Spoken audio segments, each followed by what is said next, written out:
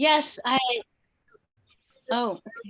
Um, yes, I've practiced yoga for many years and I actually just finished the 100-hour class there in Rishikesh um, a month ago. So I wanted to do the whole class. So now I'm doing it again online from home so that I can have 200 hours. Can you hear me? Okay. So you were in Rishikesh for 100 hours. Okay, perfect. Amazing. Where are you from? Well, I'm originally from the United States, but I live in Austria now. I've been here for about 20 years. Okay, perfect. So what we are going to do is, as you already have done 100 hours, although I don't know how intense or what kind of subjects were there in your 100 hours. Can you please tell me what subjects did you learn there? In the You mean in philosophy class? Yes, in philosophy or in any way, like what were the subjects and topics that were covered? In Rishikesh, you mean? Yes. Yeah, we did philosophy. We did some mantras. We did, of course, hatha yoga. We also did some ashtanga. What else do we have? I just started the teacher, like the training, teaching methodologies. What else? We did all the, Adjustment and alignment. yeah, just the regular stuff, the some of the shat karma, the cleansing things, the breathing, the pranayama we did, the normal stuff. Okay, amazing. So same is going to be in this course, but a little more Okay. intense and much more deeper. So the philosophy comes from the book called Patanjali Yoga Darshan. It is Yoga Darshan. The connection is really bad. There you Can are. you look at Now, the board? yeah, now I can see it. Mhm. Okay. So the very first book that we'll be doing is Yog Darshan. The PDF will be shared with you soon. Okay. In Yog Darshan, we understand the philosophical aspects of yoga. Philosophical aspect is different than the technical and practical aspects. All the practices that we do physically are explained in philosophy, but in a way how a person looks at them. So as you can see, the word says yoga, and I'm sure you know what yoga is. Yoga means union or the discipline that we are practicing. And the word darshan comes from Sanskrit, which means to see. Okay. Okay. So, Mhm. because there is no translation for the word darshan in English, so loosely translated to philosophy, because philosophy is a Greek term. It comes from Greek language, and it means love for knowledge, right? Mhm. But yoga darshan is not love for knowledge. Darshan means to look at things as they really are. Right now, when I look at something or someone, I look at that, I perceive it based on my past experiences, right? You Mhm. understand what I'm saying? Okay. So Yes. whenever Yeah. I look at something, I look at it with prejudice. I look at it with judgment, because I have Mhm. certain amount of experience from the past, right? But darshan is something that Yeah. teaches us to look at things as they really are, what they really are, the core of that particular object or subject. Okay. Mhm. Okay, from where it is coming. That is yoga darshan, to understand the philosophical aspect of yoga. Okay, that is yoga darshan. Okay. Then the second one that I'm having trouble hearing you. I'll be teaching you is yoga philosophy. Can you hear me now? Yeah, but you're frozen on the screen. But now I can hear you. But the last two or three sentences I didn't hear. So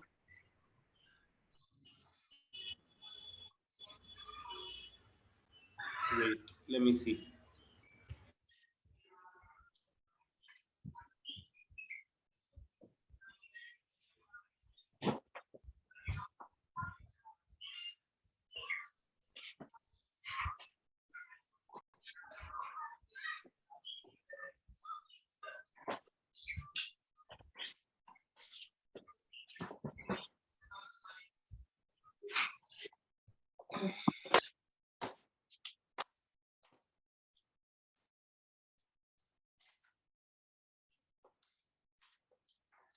Can you see it now? Is it better? Yes, I can see it. Mm-hmm. Perfect. So Yoga Darshan and Yoga, Hatha Yoga. So Hatha Yoga is one of the practices that we practice in India. It's the oldest practice of yoga, unlike the others that we have in modern times, like Iyengar and Ashtanga and all those. Mm-hmm. Hatha Yoga is considered the oldest. Okay. Okay. Mm-hmm. So the word Hatha is comprised of two words, ha and tha. If you break it down, you will get two different words. I'll write it down for you. Okay. Ha and tha. Okay. Now, ha gives us hakar, Hakar, and tha is Thakar.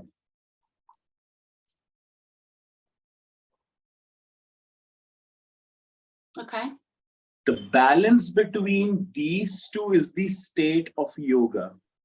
When we bring balance in both of these, we reach the state of yoga, the state of union on a physical level. So, what are these two? What is the balance? Where is the balance being achieved? So, her is your right nostril.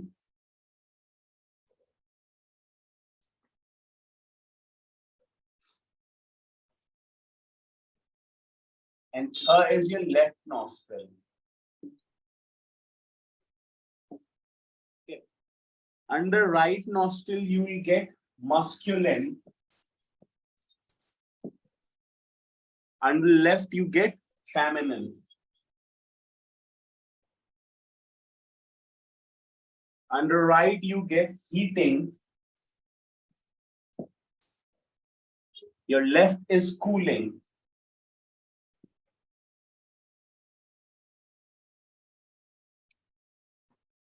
Your right is sun. The left is moon. The right one is Pingala. And your left is Ida. And one more name. The right one is physical body. And the left one is your mental body or your mind. Understood? Yeah. Okay. So when we practice pranayama, as you already know about pranayama, we do different techniques of pranayama. Mm-hmm. Techniques as in we use certain gestures, and with these gestures we practice pranayama, right? We close the left nostril, we open up the right one, then we close the right one and open up the left one and try to bring the balance. If you will check your flow of your nostrils right now, you will see that one of them is flowing harder, stronger than the other one, and the other one is a little slow and weak. That means the one that is harder and stronger, that part of your body is active. So let's say, suppose your right nostril is flowing harder. That means your masculine side is active. Heating effect is active in the body. The sun is active. Pingala is one of the nadis. The name for the channel is active. And physical body. You are ready to perform physical work. Okay. Anything that is performed physically, any action, you are ready for that. In case your left side is active, those aspects are active. Your feminine is, dominating. There is a cooling effect in the body. You are ready for the mental activities, okay, like meditation, writing, or thinking, analyzing. All those things are accomplished when your left side is active. Understood? This is the concept of Hatha Yoga. How do we bring balance? Now, because as you see, for a normal human being, It's not in our control. Sometimes we are ready for the physical activities, sometimes we are ready for the mental activities. But a yogi can perform whichever activity whenever they want. How do they do that? Because they have established themselves in a state where there is neutrality in both. Both are flowing at the same pace, same speed, and they are both active at the same time. That is the state of yoga. And that is goal of practicing Hatha Yoga.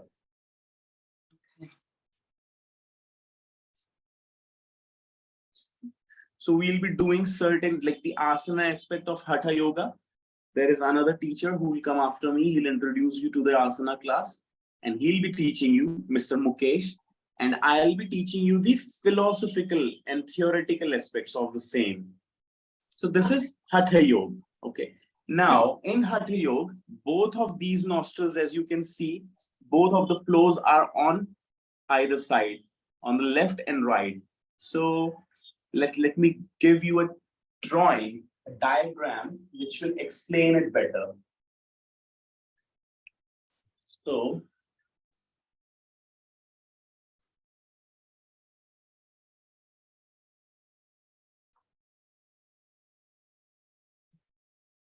something like, okay, no, doesn't look good.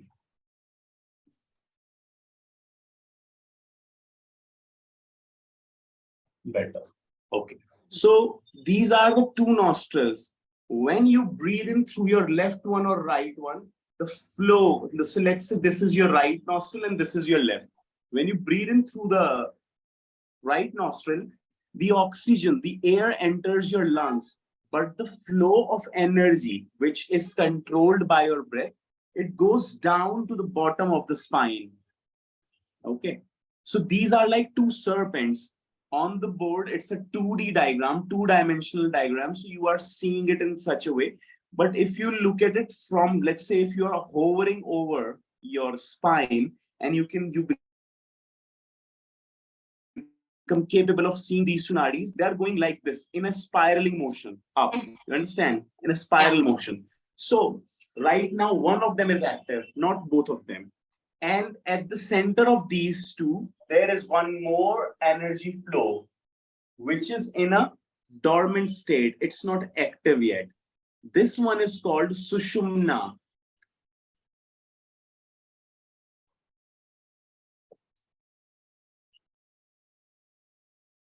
Sushumna.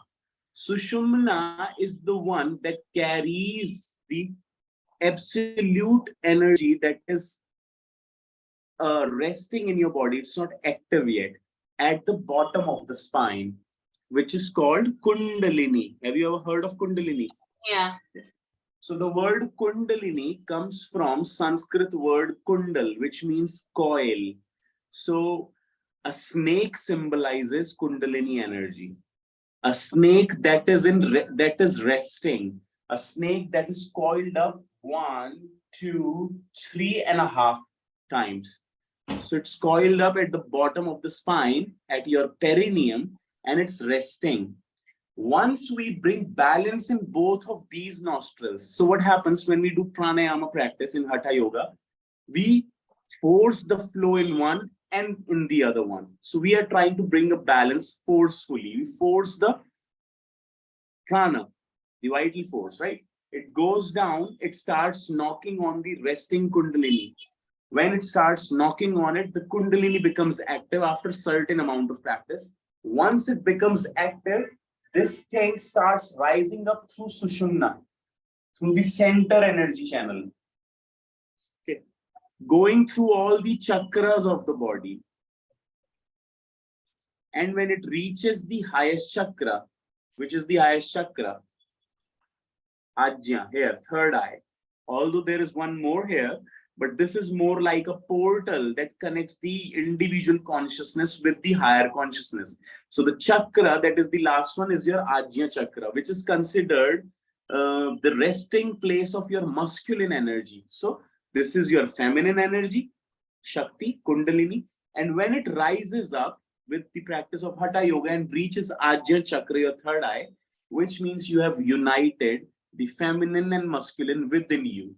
When this union happens, that is the state of Hatha Yoga. Then you become a Hatha Yogi. This is the concept behind it. Okay, that's what we are, that's what our goal is. That's what we want to do. So this is how this works. Understood? Any confusion? No, it makes sense. Okay, perfect. So this is one of the subjects. Then I am going to teach you about pranayama. So Shat Karma. There are 6. How many have you practiced? I did the neti and so neti and the jal neti. Just those 2. If you're talking about the cleansing ones. Yes, I'm talking about the cleansing. Also, so there are 6 cleansing exercises, but you have done 2, and those 2 actually fall under just one. Oh, okay. Okay, yeah. I'll explain. So we'll come back to the pranayama later. Okay. Shat karmas are 6 cleansing exercises. As you can see, if you look at the word, it is comprised of 2 words, Shat and karma. So the word Shat means 6 and karma means actions. So 6 cleansing actions. Okay. The very first one is dhauti. Then comes basti, neti, noli, tratak, and the last one is kapal bhati. So we did also the trataka and the kapalapati. You have done, okay, perfect. Yeah. So Trataka is the one with the candle, and Kapal Bhati is the fiery breath. Very good. Dhoti, there are types of dhoti, different types of dhoti. I'll only explain one of them just to give you an idea. Okay. One of them is Vastra dhoti, which is done with a cloth. So it's like a bandage. So it's wide, just like your first 3 fingers, this wide, and it's 2 meters long. So you eat this cloth, you make a roll of this cloth, put it in saline water, just like the water that you use for neti, and then you start eating the cloth from one end. You start swallowing it. 2 meters of long cloth, and when it's inside your stomach, one end remains outside. Then you practice noli. Noli is the wavy movement of the abdominal muscles. So have you ever seen yogis doing this movement with the abdomen? That is noli. So what happens? The cloth is inside the stomach and you are performing this wavy movement. The cloth moves inside the stomach and it absorbs all the excess of mucus and bile that is in your stomach. And then you pull the cloth out and it carries all the excess mucus and cough and whatever dirt we have in our stomach, it comes out. That is noli. Okay. And it's done under dhoti. Understood? After dhoti comes basti. Basti is yogic enema.